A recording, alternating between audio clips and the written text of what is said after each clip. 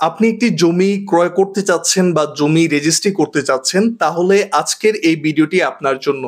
জমি রেজিস্ট্রির আগে এই বিষয়গুলো জানা খুবই জরুরি, তাই ভিডিওটি সম্পূর্ণ না টেনে দেখুন। প্রিয় দর্শক, আসসালামু আলাইকুম। আশা করি সবাই অনেক ভালো আছেন। মূল আলোচনায় যাওয়ার পূর্বে আপনাদের কাছে একটাই অনুরোধ, ভিডিওটি শেয়ার করে দিবেন। শেয়ার করবেন এই জন্য কারণ অনেকেই জানে না জমি রেজিস্ট্রির পূর্বে কি করতে হয়। প্রিয় দর্শক, সারা জীবনের সঞ্চয় দিয়ে অনেক মানুষ শেষ বয়সে এসে এক খণ্ড জমি কিনে, যাতে মৃত্যুর আগ পর্যন্ত তার মাথা গুঁজার একটু জায়গা থাকে এবং পরবর্তীতে তার ছেলেমেয়েরা যাতে সেই সম্পত্তি ভোগ দখল করে। কিন্তু জমি কিনে মাথা গুঁজার ঠাঁই হওয়া তো দূরের কথা, উল্টো ঝামেলায় পড়েছেন অনেকেই। কেউ আবার হয়েছেন সর্বশান্ত। মূলত জমি সংক্রান্ত বিষয়ে স্বল্প জ্ঞান ও অসতর্কতার কারণেই মানুষ এই ঝামেলায় পড়ে। তাই জমি কেনার আগে অবশ্যই সতর্ক হতে হবে। চলুন তবে জেনে নেওয়া যাক জমি রেজিস্ট্রির আগে যে বিষয়গুলো জানা খুবই জরুরি। প্রথমত, অবশ্যই গুরুত্বের সঙ্গে খেয়াল রাখতে হবে জরিপের মাধ্যমে প্রণীত রেকর্ড বা খতিয়ানের সঙ্গে নকশায় জমির পরিমাণ ঠিক আছে কিনা। তারপর জমির মৌজা, খতিয়ান নাম্বার, দাগ নাম্বার ও উক্ত দাগে জমির মোট পরিমাণ, এগুলো আপনাকে ভালো করে দেখতে হবে সঠিক আছে কিনা। তারপর জমি কেনার আগে উক্ত জমির CS record, SA record, RS record এবং মাঠ পর্চাগুলো ভালোভাবে দেখে নিতে হবে।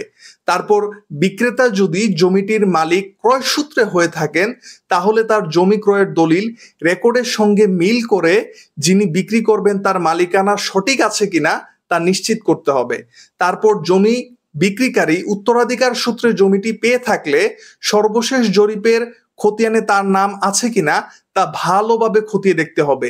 যদি সর্বশেষ খতিয়ানে বিক্রেতার নাম না থাকে, তাহলে তিনি যার কাছ থেকে উত্তরাধিকার সূত্রে জমিটি পেয়েছেন তার মূল মালিকের সঙ্গে বিক্রেতার নামের যোগসূত্র কিংবা রক্তের সম্পর্ক আছে কিনা বিষয়টি ভালোভাবে আপনাকে যাচাই করতে হবে। এবং যদি মাঠ পর্চার মন্তব্য কলামে কিছু লেখা থাকে যেমন এটি, তাহলে বুঝতে হবে উক্ত খতিয়ানের বিরুদ্ধে সত্যায়ন বা শুদ্ধতার পর্যায়ে আপত্তি রয়েছে।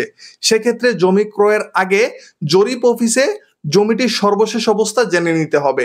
তবে উত্তরাধিকার সূত্রে জমি বিক্রিকারীর শরিকদের সঙ্গে জমি বিক্রিকারীর সম্পত্তি ভাগাভাগির বন্টননামা বা ফারায়েজ দেখে নিতে হবে। তারপর জমি বিক্রিকারীর নিকট থেকে সংগৃহীত দলিল, বায়না দলিল, খতিয়ান, মাঠ পর্চা ইত্যাদি কাগজপত্র সংশ্লিষ্ট ইউনিয়ন ভূমি অফিসে গিয়ে তলবকারী বা সত্যলিপি রেজিস্ট্রারের কাছে গিয়ে কাগজপত্রের সঠিকতা যাচাই করে নিতে হবে। তারপর একটা জিনিস মাথায় রাখতে হবে, জমি কেনার ক্ষেত্রে যে 1913 সালের সরকারি পাওনা দাবি আদায়ের আইনের 7 ধারায় বলা আছে সার্টিফিকেট মামলাভুক্ত সম্পত্তি বিক্রয়যোগ্য নয়। অতএব জমি নিয়ে মামলা চলতেছে, ওই জমিগুলো ক্রয় করা থেকে বিরত থাকেন। এই বিষয়গুলো দেখে শুনে যদি আপনি জমি ক্রয় বা রেজিস্ট্রি করেন, তাহলে জমি কিনে প্রতারিত হওয়ার সম্ভাবনা নেই। তারপরও আমার একটি পরামর্শ, জমি ক্রয়ের পূর্বে আপনি ভালো একজন অ্যাডভোকেট বা জমি বিশেষজ্ঞকে আপনার সকল কাগজপত্র দেখাতে পারেন। অথবা আপনি বাংলাদেশের যে কোনো প্রান্ত থেকে আমাদের সাথে ইনবক্সে মেসেজ করে যোগাযোগ করতে পারেন। দেখেন, লক্ষ কোটি টাকা খরচ করে জমি ক্রয় করে প্রতারিত হওয়ার চেয়ে অল্প কিছু টাকা ফি দিয়ে জমির বিশেষজ্ঞের কাছ থেকে পরামর্শ নিন।